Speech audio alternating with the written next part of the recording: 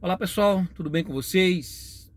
Bom, passando aqui para comentar um pouco sobre a sessão do Tribunal do Júri Popular do garoto Lucas Terra, que ocorreu no dia de ontem. Na verdade, foram 3 dias longos de julgamento. Eu não participei dos 2 primeiros dias, mas eu participei de forma integral, do início ao fim, desse último dia de julgamento. Começou ali por volta de melhor, deveria ter começado por volta de 8 horas, né? 8 horas já estava ali no plenário do júri, mas começou por volta aí de 9h30 da manhã. Começou com a leitura pela magistrada do da acusação, né? Da denúncia oferecida pelo Ministério Público contra os réus, Fernando Aparecido e Joel Miranda, ambos já presentes para serem cientificados do que eles estavam sendo acusados, né? Bom, logo em seguida passou-se a fase dos interrogatórios desses réus pela acusação primeiro e depois pela defesa. Então é oportunizado tanto para a acusação quanto para a defesa interrogarem esses réus. Então ambos foram interrogados separadamente. Então os dois entraram para ouvirem a leitura da denúncia. Depois a magistrada pediu que o Fernando Aparecido se retirasse e permaneceu apenas o Joel. Então o primeiro a ser interrogado foi o Joel, depois o Joel saiu e o Fernando Aparecido veio ser interrogado. Bom, eles respondiam a esses questionamentos, né, de forma concisa, de forma precisa, poucas palavras, respostas sempre com poucas palavras, mas em alguns pontos, principalmente no depoimento do Fernando Aparecido, pôde-se observar ali contradições, principalmente porque havia sido perguntado anteriormente ao Joel Miranda, que foi o primeiro a depor, que se ele, após ter sido noticiado que o garoto Lucas Terras havia sido morto e queimado vivo, que o corpo havia sido encontrado, se eles haviam conversado posteriormente. Se o Joel havia conversado com o Fernando, ele disse que não havia conversado com o Fernando. Bom, essa pergunta também foi feita ao Fernando posteriormente, no momento do seu depoimento, e ele disse que sim, que eles haviam conversado. Importante frisar aqui que um não acompanha o depoimento do outro. Tá? Então, no momento em que o Fernando é pedido pela magistrada que se retire da sala, ele é colocado numa sala reservada e não tem acesso ao depoimento que o Joel está dando ali no plenário. E quando ele volta, ele dá um depoimento diferente do que o Joel deu. Então, houve esse ponto de contradição. Um outro ponto também que eu considerei importante foi quando foi indagado ao Fernando se ele já conhecia o garoto Lucas Terra, lá do Rio de Janeiro. Ele disse que sim, que ele ia lá numa igreja de Copacabana, que ele era pastor titular, junto com seus pais. E aí, mas ele negava a todo momento, dizendo: não, eu nunca prometi uma gravata para ele, nem prometi que isso seria uma condição para ele se tornar obreiro. Até porque ele não tinha idade na época para isso. Então, assim, não tinha idade para ser obreiro. E nesse momento, o promotor de justiça, o doutor Davi Galo, questionou a ele, né? Ora, mas com quantos anos o senhor se tornou pastor? E aí ele respondeu: com 14 anos. Ele disse: ora, por que o senhor pôde ser, não era muito novo para ser pastor com 14 anos, e o garoto Lucas Terra não podia ser obreiro com 14 anos? E nesse momento o pastor Fernando ficou sem ter o que responder, porque de fato, né, foi uma fala que o comprometeu totalmente nesse sentido. Bom, outras perguntas foram sendo feitas ali, sempre na busca, né, por parte da acusação, de encontrar contradições, né? A defesa ali feita principalmente, né, pelo professor Nestor Távora, né, um brilhante penalista, processualista, tá? Todos os advogados, inclusive a esmagadora maioria dos advogados, usam as suas obras, né, escritas, os seus livros e códigos penais e processuais penais para estudar durante a sua vida acadêmica, inclusive eu já usei bastante. Ele era o patrono ali, né, que estava defendendo ambos os constituintes, o Joel Miranda e o Fernando Aparecido. Bom, depois desse momento aí de perguntas e questionamentos, né, passou-se para a fase dos debates, 2 horas e meia de debates, de oportunidade para o Ministério Público, depois 2 horas e meia para a defesa. Bom, qual foi a minha primeira impressão? A minha primeira impressão, quando eu vi os debates, 2 horas e meia do debate do Ministério Público, que foi o primeiro a apresentar ali as suas alegações, os motivos que eles estavam fundamentando para pedir a condenação do Joel Miranda e do Fernando Aparecido, eu observei o seguinte: durante a primeira 1 hora, mais ou menos, eles se basearam apenas em quê? Né? Fotos do garoto queimado no caixão, queimado no caixote, laudos periciais mostrando ali que foi comprovado, por exemplo, a existência, né, de vestígios, resquícios, né, desse caixote dentro da igreja. Então eles foram apresentando fotos, basicamente fotos.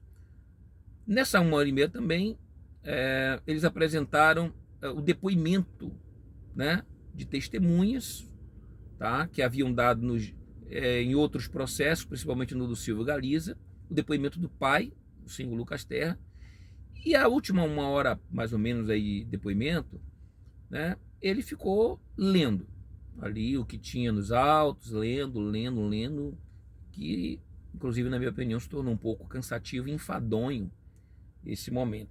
Então, mais ou menos assim, como se ele usasse a metade e mostrasse ali, né, as provas que ele considerava colocar os réus na cena do crime, tá? A outra parte foi mais assim uma leitura um pouco cansativa. Já a parte da defesa veio e usou, né, muito bem, considerei eu, né, analisando assim, como um operador do direito, que eles usaram as 2 horas e meia deles muito bem para fazer a defesa. Primeiro, colocou um advogado, tá? Na primeira 1 hora e meia, um advogado que tinha uma forma de defender mais incisiva, inclusive não usou microfone, né, para poder gesticular bastante, se mover bastante e, enfim, né, gesticular com a mão, criar ali, bater na mesa, e ele fez sem microfone, apontando as contradições, os pontos controvertidos, né, da fala do Silvio Galiza num vídeo que foi mostrado, havia sido mostrado pelo Ministério Público, que é o vídeo onde o Silvio Galiza ele denuncia os dois pastores, né? E também a defesa usou esse vídeo, só que ela usou esse vídeo apontando as contradições da fala do Silvio Galiza, né? A intenção ali, a estratégia era descredibilizar aquele que havia, né, denunciado, né, ou delatado, já que ele estava condenado, os outros dois pastores. Bom, o que ocorre? Foi usada essa estratégia e depois, na outra metade do tempo disponibilizado para eles, das 2 horas e meia, veio o professor, né, o Nestor Távora, que foi de uma forma mais técnica, apontando os motivos pelos quais o Fernando Aparecido e o Joel Miranda não estariam na cena do crime, que não tinha como eles terem praticado aqueles crimes, e aí ele, por A mais B, foi apontando ali os pontos também que ele considerava, tá, contraditórios, apontou que o Silvio Galiza, que os indicou, que os apontou como criminosos também, tá, que o Silvio Galiza deu 5 versões diferentes para o crime, que era um mentiroso, enfim. Bom, quem analisava, né, pelo menos era a análise que eu fiz, tá, no meu olhar, que estive presente ali durante toda a sessão, o dia inteiro, só saí ali meio-dia e meia, 1h30, para almoçar, depois eu retornei. Então, durante todo o tempo, eu estive presente ali no plenário. O que eu observei, e dava para ter uma sensação de que a defesa conseguiria reverter e absorver os réus. Tá? Bom, mas não foi esse o entendimento dos júris, né, dos jurados, do conselho de sentença, os 7 jurados, que por maioria eles votaram a favor da condenação, inclusive, né, de algumas qualificadoras. Eles votam primeiro para dizer se eles são culpados por aquele crime, né? Depois, se culpados, segue a votação e aí vão dizer, né, se foi por meio, por exemplo, cruel, que impossibilitou a defesa da vítima, aí vai vindo as qualificadoras. E aí eles pegaram cada um, né, 21 anos, né, de reclusão. O que é reclusão? Qual a diferença de reclusão para detenção? A detenção, você só pode começar o cumprimento da pena a partir do regime semiaberto. Então, você inicia no semiaberto e progride para o aberto. No caso da reclusão, que foi o caso da pena aplicada aos dois, o regime inicial, o cumprimento de pena do regime inicial é fechado. Então, eles vão começar a cumprir pena em regime fechado. Tá? Bom, como se trata aí de um crime considerado hediondo, né? Pela forma como aconteceu, os meios que foram utilizados para matar, porque o incêndio, né, o fogo é um meio insidioso, então assim, demonstra, ele nota toda uma crueldade, a idade do garoto, a questão da confiança que o garoto tinha ali, né, nesses, né, como foi alegado pelo Ministério Público, mentores espirituais. E aí o que ocorre? Isso tudo mostra aí uma hediondez do crime, que aí só faz com que eles progridam de regime depois do cumprimento de pelo menos 2/5, né, dessa pena. Hoje, na verdade, esse cálculo nem é feito mais em quintos, né, em percentuais dessa forma, mas existe já as penas especificadas em quantos por cento, em percentuais. Então, se eles pegaram 21 anos aí, a média mais ou menos de regime fechado que eles vão cumprir a princípio seria aí entre 6, 7 anos, regime fechado, né? E aí, se tiverem um bom comportamento, preencher todos os requisitos demais, vão progredindo para o semiaberto e depois, posteriormente, aí para o aberto. Bom, esse é um apanhado aqui geral que eu consegui fazer, né, nesses 13 minutos aqui de um dia intenso de jurado. O que a gente, esse foi o meu olhar, e o que a gente analisa, né, o que a gente, depois de tudo isso, é que nesse momento uma mãe que estava em busca de justiça se vê, né, saciada dessa sua sede de justiça, né? A igreja, que durante todo esse tempo tentou aí de alguma forma dar esse suporte, né, jurídico, que na verdade veio para a sociedade como uma proteção a esses criminosos, né? Hoje são considerados criminosos porque foram sentenciados, julgados pelo assassinato do Lucas Terra, embora não esteja ainda transitado em julgado, né? Cabe recurso, eles não saíram presos. Por quê? Porque antigamente, se um réu no tribunal do júri fosse condenado a uma pena maior de 15 anos ou mais, ele já sai dali algemado e preso. Esse entendimento aí foi contestado devido aí a ser considerado inconstitucional, como se fosse um cumprimento antecipado de pena, como se você já quisesse, mesmo antes de transitar em julgado, né, colocar o réu dentro de uma prisão. Isso é inconstitucional, porque a Constituição diz que não existe, a pessoa só pode ser considerada culpada, no caso criminoso, após uma sentença penal condenatória transitada em julgado. Então, no caso deles, houve a sentença penal condenatória já no dia de ontem, mas não transitou em julgado. Por quê? Cabe recurso. A justiça vai aí tentar, acredito eu, penso eu, não sei qual vai ser a estratégia da defesa, mas vai tentar reduzir essa pena. Isso aconteceu com o Silvio Galiza, que a princípio pegou 23 anos, a defesa recorreu, reduziu para 18, depois houve um recurso e ele cumpriu 15 anos. Então, há essas possibilidades. Então, eles não saíram de lá presos, né? A excelentíssima magistrada determinou a expedição do alvará somente após o trânsito em julgado. Então, é isso que eu posso falar sobre os fatos, né? Sobre o depoimento das testemunhas nos primeiros dias, eu vou me ater a não falar porque eu não presenciei, não vi, né? Então ainda vou ler sobre o que elas falaram, né? Eu soube que uma dessas testemunhas, um bispo, né, da igreja, que deu o seu primeiro depoimento na véspera do dia da sentença, que foi o bispo Jadson Santos, Eddington, né? O Eddington Santos. A promotoria, no momento do depoimento dele, o confrontou e o questionou sobre a questão de uma denúncia que havia sido feita contra ele, né? Na verdade, uma investigação, né? Não se tornou num processo, numa denúncia, mas uma investigação no ano de 2012, salvo o melhor juízo, por estupro, né, de vulnerável.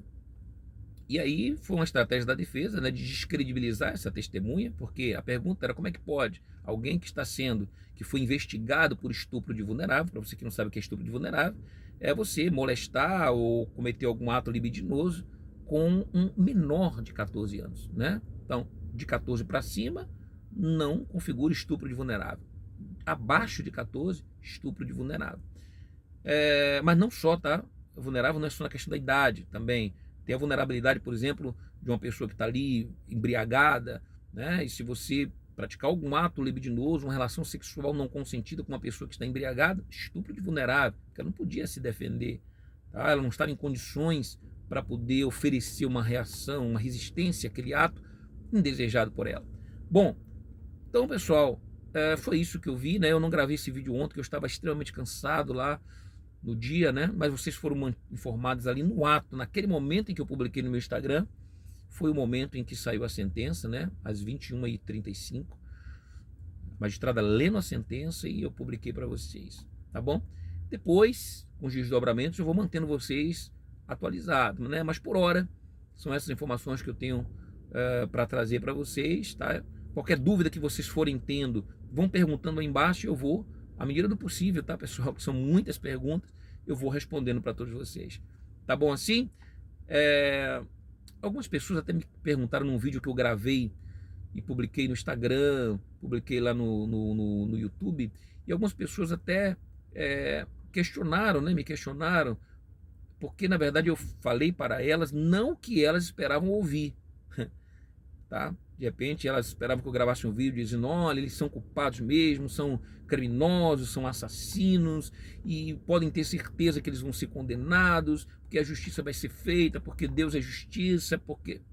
Ora, mas eu, como um operador do direito, conhecedor do direito, conhecendo o que diz a lei, não poderia de forma nenhuma me manifestar nesse sentido, não poderia tecer esses comentários, muito mais antes de um julgamento, de uma sentença penal condenatória transitada e julgada, não podia afirmar qual seria o resultado, né? Eu sabia que poderia acontecer, né, tanto pela condenação quanto pela absolvição, mas sempre os meus comentários hoje, enquanto advogado, serão sempre de forma técnica. Se você quiser obter uma orientação ou de repente um posicionamento contrário ao meu, que vai ser sempre técnico, né? Hoje eu não tenho como ter um olhar que não seja técnico. Então eu recomendo que você não se baseie ou não assista os meus vídeos nos meus canais, nas minhas redes sociais. Você procure um outro canal que vai dizer só aquilo que você quer ouvir, afastar o que diz a lei, todas as possibilidades que podem ocorrer, não é? E dizer para você só o que você quer ouvir a todo custo, a qualquer preço, independentemente da aplicação legal da lei. Tá bom assim? Forte abraço a todos e nunca se esqueçam que a justiça é cega, mas ela enxerga no escuro. O direito não socorre aqueles que dormem. E aqueles que porventura pensarem que tal instituição, tal organização, tal pessoa, por ter poder midiático, político, jurídico, econômico, vai passar impune ou pode passar impune porque pode comprar a justiça, porque então está comprovado que não, tá? E esse tabu vem sendo quebrado, está caindo por terra a cada dia e que sirva de lição aí para todos nós, tá? Que quem comete um crime dificilmente ficará impune dessa, dessa criminalidade, tá? Outra coisa antes de encerrar aqui que me chamou muita atenção também lá, não haviam pastores e nem esposas, né, presentes nessa sessão. Isso me chamou muita atenção. Eu particularmente, né, não vi, né, pastores da Igreja Universal do Reino de Deus presentes. Se houve alguma orientação nesse sentido, não posso afirmar, não sei dizer. Não haviam esposas, né? Quem eu vi lá foi a esposa do Fernando Aparecido, também do Joel Miranda. Conheço pessoalmente as duas, porque talvez muitas pessoas não saibam, mas eu morei, né? Ou melhor, o Fernando Aparecido morou comigo, tá? Ele morou comigo por alguns meses, quando eu estava nessa catedral de Salvador. Então o Fernando Aparecido, ele morou na minha casa. E o Joel Miranda trabalhava comigo quando eu era pastor no interior, ele como pastor da igreja de Santo Amaro, da Purificação, e eu como pastor da igreja de Cruz das Almas, e a nossa sede regional era Santo Antônio de Jesus, então ele vinha de carro, passava, me pegava em Cruz das Almas, me levava até para Santo Antônio de Jesus, voltava, me deixava em Cruz das Almas, e aí ia de volta para a igreja deles por 10 meses. Então convivia assim de perto com eles, né? Conheço as suas esposas, né? O Fernando também trabalhou comigo 2 anos lá no Paraná, quando eu era segundo lá do Bispo Renato Maduro. Então, assim, essas esposas eu vi lá, e mais talvez umas 2 outras, não tenho certeza que é esposa, talvez estavam ali com ela, mas de um modo geral, tá? Eu não vi pastores presentes, né? Muito assim, nem estavam, se estavam descaracterizados, mas também muitos eu conheço, e dos que eu conheço, principalmente, eu não vi ninguém lá, né? Então, ou seja, esses pastores estavam lá sendo julgados, né? Foram condenados, e tinham ali a defesa, né? Eu não sei se foi contratada por eles ou pela igreja para defendê-los. Sei que não é uma defesa barata, porque são profissionais aí de alta estirpe, alta naipe, né? Mas eu não vi assim o apoio ali presencial, tá? Independentemente de qual fosse a sentença, não é verdade? Eu particularmente, se estivesse sendo julgado, Deus o livre guarde, né? Numa situação como essa, eu gostaria muito de estar olhando ali para o plenário e ver nos lugares ali pessoas que pudessem estar ali me dando um apoio moral, tá? Principalmente se eu não tivesse cometido ali o crime, né? Então, isso pelo menos dá ali um alento, um conforto, mínimo que seja, não é verdade? Mínimo que seja. Tá bom? Bom, pessoal, é isso. Perguntas podem fazendo aí. Eu estou à disposição de todos vocês para maiores esclarecimentos. Tá bom assim? Beijo no coração. Forte abraço. Até o próximo vídeo.